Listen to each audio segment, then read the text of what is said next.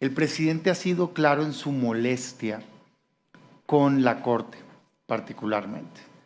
Y son palabras de él, no mías, en lo que él considera que fue que le fallaron los perfiles que propuso en términos de que no han tomado decisiones acorde a lo que el presidente desea.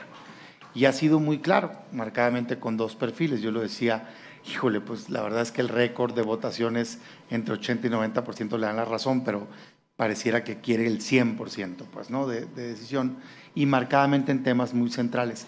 Y lo dice él, no yo, o bueno, yo interpreto eso de su dicho, que quiere gente leal a su movimiento y gente que no le falla su forma de pensar. Y en ese contexto lanza una terna que ha sido considerada por muchos de mucha cercanía. Yo trato de ser objetivo. Me parece en su perfil que usted tiene un perfil destacado, pero claramente activo en términos políticos, lo cual es válido en términos de una carrera política. En mi opinión, no necesariamente lo deseable en términos de integrar un órgano que debe ser autónomo y que va a decidir casos de controversia en donde está inmiscuido precisamente con quien se tiene una gran cercanía. Y pasa lo mismo con los tres perfiles, en mi opinión. Pero para eso es esta reunión, para escucharnos. Entonces, mi pregunta sería, con mucho respeto, es, hoy entiendo que usted es subordinada directa o indirecta, pues, del presidente, consejería adjunta de la Consejería Jurídica de la Presidencia. Entiendo que el área normativa, legislativa, en la cual ha habido mucha polémica de temas precisamente con la Corte.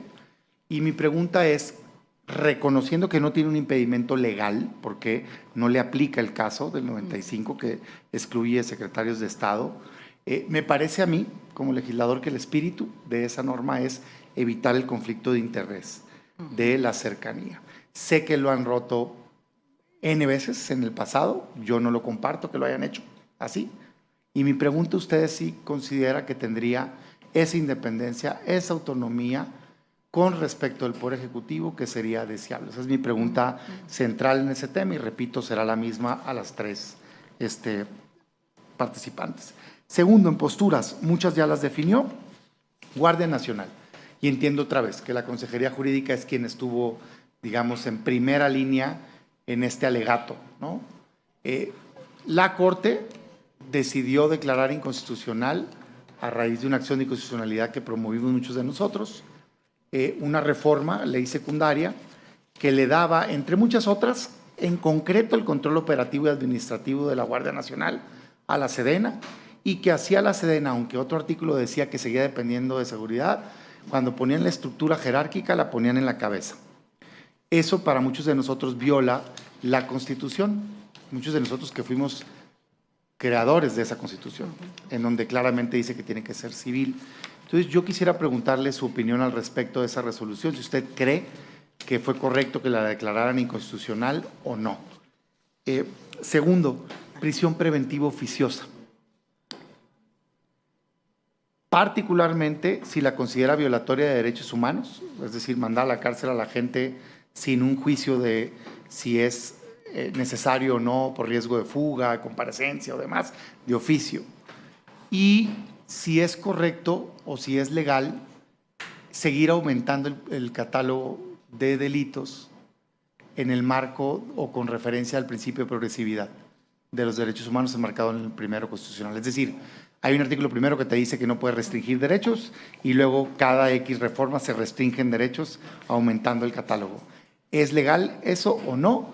¿Y qué opinión le merece este intento que se dio de darle un sentido distinto e interpretar a la prisión preventiva oficiosa como no que te den cárcel de manera automática, sino que el juez de manera automática tenga que valorar? Me refiero al proyecto del ministro Aguilar, si no me falla la memoria. Y bueno, hasta ahí mi pregunta inicial, compareciente. Muchas gracias. Menciona esta frase que ha dicho el presidente de que le fallaron unos candidatos que él impulsó para la Suprema Corte.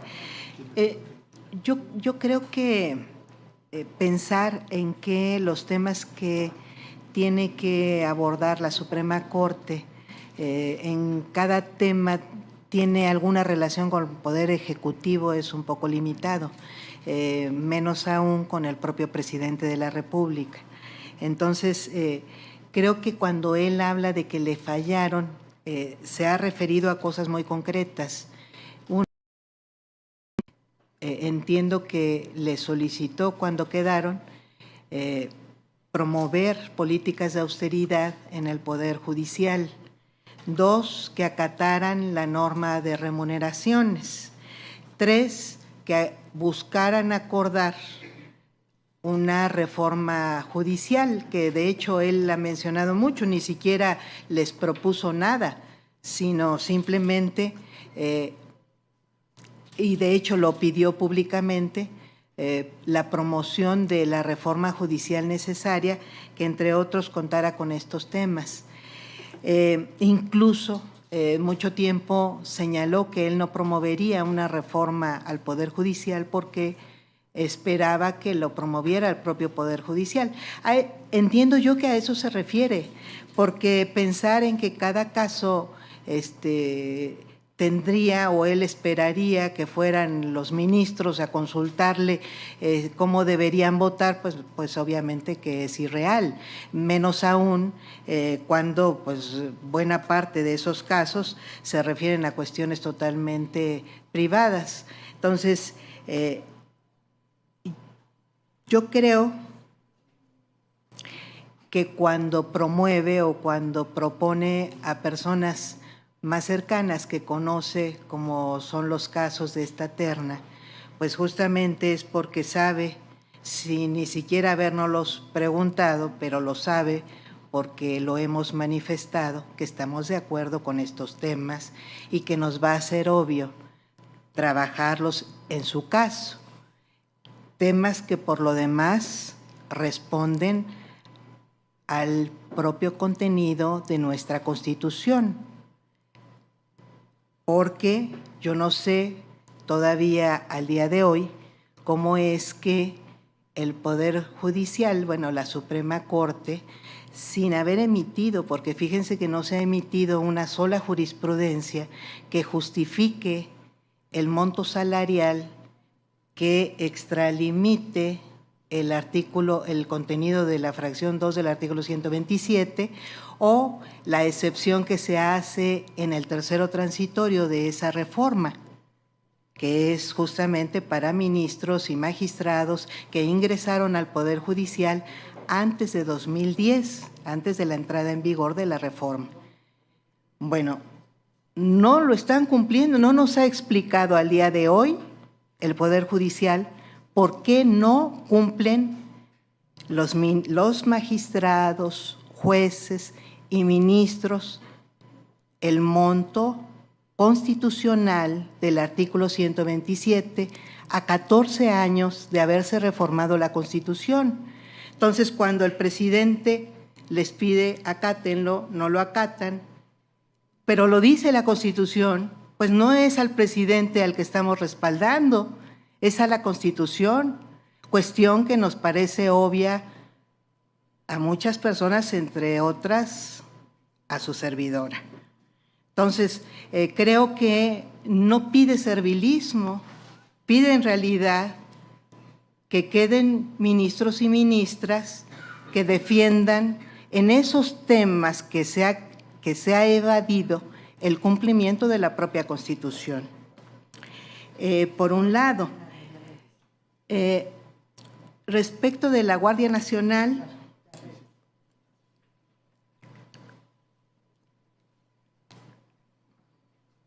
cuando se le deja el control operativo y administrativo, bueno, veníamos de una reforma anterior que aprobó el propio Congreso del artículo 21 constitucional, en el que ya habían determinado, si mal no recuerdo, en el quinto transitorio, ya habían determinado que la intervención de las Fuerzas Armadas en materia de seguridad pública sería temporal, extraordinaria, restringida, como es el estándar que solicita la Corte Interamericana, y por lo tanto se estaba cumpliendo con ese estándar y se le estaba dando a la Secretaría de la Defensa Nacional cumplimiento pleno en realidad de una situación acotada por el propio texto constitucional. Entonces, cuando digo, si me preguntan si estoy de acuerdo en que debió haberse invalidado como sucedió por considerarla inconstitucional, yo no estaría de acuerdo. Creo que la acotación la hizo el propio Congreso y creo que no estaba extralimitando ese margen que le dio el Congreso de la Unión al aprobar. Bueno, y en realidad pues fue parte de una reforma constitucional que le dio el constituyente permanente al aprobar la reforma al artículo 21 constitucional. Respecto de la prisión preventiva oficiosa, como buena ferrogiliana que soy, que me gusta hacer, obviamente que son figuras que no son garantistas, no son las mejores figuras en los contenidos penales normativos de los estados.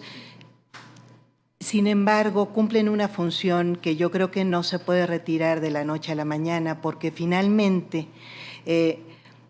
no hemos terminado de lograr como Estado que funcionen de manera adecuada las instancias de investigación ministerial. Entonces, creo que necesitamos hacerlo. Creo que si de repente pasamos a un esquema absolutamente garantista, suponiendo que no hay realidad, que no ha habido un uso del derecho penal como ha sucedido en las últimas décadas, y pasamos a suponer una realidad distinta, creo que dejamos al propio Estado sin armas para proceder de manera rápida, cuando además se tienen casos, como sucede en muchos de estos delitos que se han catalogado en el artículo 19, se tienen casos en que es muy, digamos que es muy clara ante la opinión pública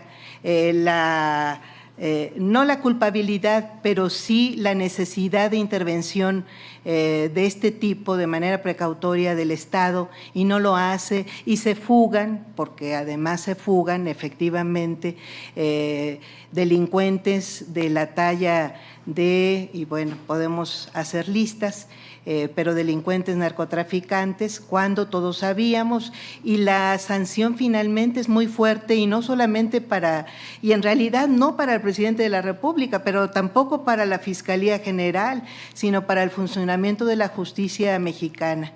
Entonces, creo que por eso pienso que en el ámbito penal son temas todavía opinables los alcances que debemos darle al propio principio de convencionalidad para trasladarlo automáticamente, y no también de manera progresiva, pensando en que así como las personas indiciadas, pues también las personas víctimas de delitos y la sociedad en su conjunto, pensando que ese es el papel que realiza el derecho penal, sancionar ejemplarmente determinadas conductas, pues nos sentimos ofendidas.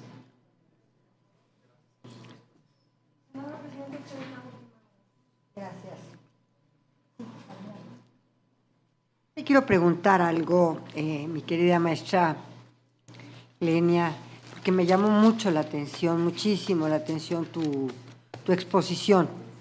¿Qué opinas entonces, de acuerdo con la exposición que acabas tú de hacer, del principio contramayoritario, por una parte? Y por otra parte también, ¿qué opinas entonces de la ponderación de derechos en los tribunales constitucionales? Gracias.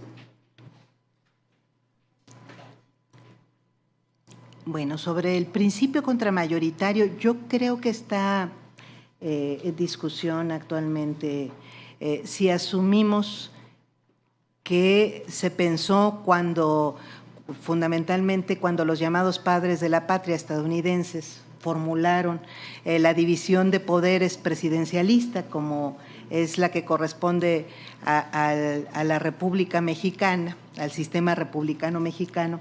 Ellos calcularon, justamente fueron de los primeros teóricos en referirse a la necesidad de extraer de las mayorías, del razonamiento de las mayorías, la defensa de los derechos. Si nosotros, y de los derechos humanos, de los derechos fundamentales, si nosotros lo viéramos con esa simpleza, pensaríamos que efectivamente tiene sentido al día de hoy, es racional, como ellos mismos lo expresaron, esa extracción. Sin embargo, creo que cada vez se justifica menos, justamente porque y yo creo que varios constitucionalistas y el propio pensamiento de Dworkin, de Ferrajoli y de otros constitucionalistas también se ha tenido que dirigir hacia esa parte que originalmente no habían calculado, que tiene que ver, como dice otro constitucionalista como Jeremy Waldron, que tiene que ver con que los derechos no son unívocos. Si el contenido de las constituciones fuera absolutamente transparente, como sí sucede en varios temas, entonces este carácter contramayoritario tiene sentido, porque efectivamente los derechos no deben estar sujetos a la votación de nadie, y menos cuando es un órgano distinto, un constituyente, que un órgano constituido como es el Congreso o son los congresos que posteriormente van a legislar respecto de esos derechos. Sin embargo, hay derechos opinables y hay alcance de esos derechos que tienen diferentes significados, y ese es el problema cuando excluimos a las mayorías de tomar decisión sobre esos significados. Un caso que suele ser el más recurrente, pues es esta dicotomía que además fue muy fuerte, la resolvió muy recientemente la propia Suprema Corte, pero fue vigente y fue motivo de enardecidas discusiones que tuvieron que ver con el significado y alcance del derecho a la vida. Entonces, cuando la interpretación de un derecho que nominalmente pareciera claro en la Constitución puede llegar a suscitar significados absolutamente contrarios, entonces preguntan constitucionalistas como Waldron, ¿quién es o quién debería ser mayormente legitimado o quién es el poder legítimo, más bien, para poder resolver estas diferencias? Quien eligió el poder elegido, el poder representativo de la sociedad, o el poder contramayoritario elegido a pesar de la propia o que tiene o que se le da o que se le atribuye que puede llegar a tener resoluciones proteccionistas de derechos frente a las mayorías o contra las mayorías. Entonces, pues la respuesta no es sencilla cuando es obvio que frente a derechos de minorías debemos pensar que las mayorías no pueden restringirlas. Ese es un argumento muy fuerte. Yo no conozco todavía en México un intento de hacerlo, esa es la verdad, aunque hay quien dice que efectivamente llega a suceder, congresos que atentan contra las minorías. Sin embargo, lo que sí sabemos es que, y nos dicen justamente Waldron, dice, ¿por qué dice él, cuando hay opiniones distintas y opiniones que tienen que ver no con tecnicismos jurídicos, sino con concepciones filosóficas o con concepciones políticas radicalmente distintas que le dan contenidos a normas constitucionales absolutamente contrarios, dice él, asumimos que es ilegítimo que el Congreso tome la decisión, porque las mayorías no pueden contravenir derechos. Sin embargo, asumimos que la mayoría de los integrantes, por ejemplo, de la Suprema Corte de Justicia de la Nación, sí puede tomar esa decisión. Tan obvio es que no es un problema técnico, que se repite la diferencia en el órgano jurisdiccional y entonces se tiene que votar y se va a votar por mayorías que a veces llegan a ser de un voto de diferencia. Entonces, dice Waldron, ¿por qué no quien tiene esa última palabra en esos alcances políticos o filosóficos radicalmente distintos o que, digamos, que dividen concepciones sociales? ¿Por qué sigue siendo el Poder Judicial el que toma la decisión y no en esos casos al menos el Poder Legislativo? Yo creo que es un cuestionamiento absolutamente pertinente de manera contemporánea, senadora. La Constitución otorga facultades a los distintos poderes y obligaciones. Marcadamente el Poder Legislativo, la mayoría del partido gobernante en el Poder Legislativo, ha decidido abiertamente desacatar una obligación constitucional que es nombrar integrantes de diversos órganos. No es nomás de uno, pero me voy a especificar en uno, pero la verdad es que es algo recurrente, particularmente el poder, para nombramientos del Tribunal Electoral y órganos autónomos, en fin. Pero el caso del INAI, que ha llegado a no una, sino diversas sentencias de amparo desde febrero de este año, incumplidas, en donde le ordenan al Senado nombrar. Y que hace unas semanas o meses, recientemente, incluso la Corte ya resolvió una controversia y le da a este Poder Legislativo una fecha para cumplir. La pregunta es, ¿y qué pasa si no se cumple? Porque las declaraciones públicas, cuando menos del representante del grupo parlamentario mayoritario, son no vamos a cumplir, ¿no? Y no me pueden ordenar o no nos pueden ordenar ahí. Entonces, la ley de amparo establece que cuando alguien no cumple, servidor público, sea quien sea, ¿no? Tiene diversos temas, pero el último es separar del cargo. Y ha sido puesto en la mesa del debate por un ministro, él sí se debe de proponer ello. Mi pregunta es a usted si considera que en última instancia, ante un incumplimiento del Senado de la República, de no querer nombrar a los integrantes de un órgano constitucional autónomo, procede o no procede la separación del cargo de quien incumpla esa resolución. Eso por un lado. Y por otro lado, la verdad es que deliberadamente yo no abordo el tema de remuneraciones, porque para mí es un tema, o sea, debe haber una remuneración justa, punto. Yo no soy defensor de un salario alto, pues. O sea, me parece que el servidor público debe de entender que la función tiene una función social y, por lo tanto, no es un cargo en el cual debas de tener, digamos, una holgura, sí un salario adecuado, ¿no? Para la función, particularmente en el Poder Judicial, por todo lo que se maneja. Pero, y lo quisiera argumentar a partir de que usted está tocando varias veces el tema como un tema central, la verdad es que la Constitución no habla de salario, habla de remuneración. Y la misma Constitución nos dice en una fracción que incluye. Entonces, siendo honestos en el tema, pues para saber si alguien se está pasando o no de lo que gana el presidente, tendríamos que hacer una tabla en donde se incluya todo lo que la Constitución establece por remuneración, que es efectivo o especie, y entonces hacer un comparativo. Yo adelanto que a mí lo prudente me parece, pues lo que propusimos en la legislación, que debería haber un órgano técnico que establezca puntualmente el grado de función, ¿no? Y lo que es correspondiente en términos de remuneración.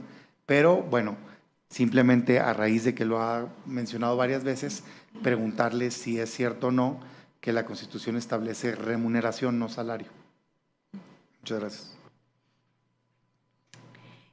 Bueno, sobre la separación del cargo, pues yo desconozco realmente la argumentación en esta parte de los nombramientos que no se han cumplido.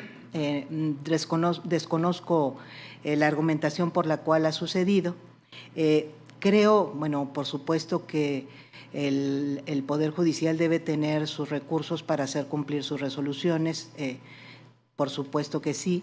Por cierto, me decían que tienen un altísimo rezago en el cumplimiento de ejecutorias, que de hecho se mide mucho el propio Poder Judicial, justamente porque se entiende que es una sanción muy alta esta de la separación del cargo. Entonces, quizá valdría la pena pensar en que pudiera el Poder Judicial tener varios tipos de medidas distintas para que no queden rezagados. Estaba documentando, estaba leyendo en un libro muy reciente, documentándose que tenemos casos con más de 12 años de inejecución que no tendrían por qué estar justificados. Bueno, creo que es buen momento como para analizar también esos mecanismos con los que el propio Poder Judicial hace cumplir pues sus resoluciones. Y respecto de, por cierto que eso no justifica que el Poder Judicial de repente tome iniciativas tales como obligar a que se nombre a determinado servidor público, como sucedió en el caso muy notoriamente en el caso de una magistrada del Tribunal de Justicia Administrativa hace no mucho tiempo. Pues no se justifica con el no nombramiento de cualquier forma, no tiene entre los mecanismos que tiene el Poder Judicial, no tiene suplencia de funciones y a veces se toma esas libertades que no debería tomarse porque no están en ninguna ley. Respecto de la remuneración, efectivamente la remuneración es el concepto que tiene nuestro artículo 127 constitucional, no el de salario, y lo integran diversos conceptos a su vez.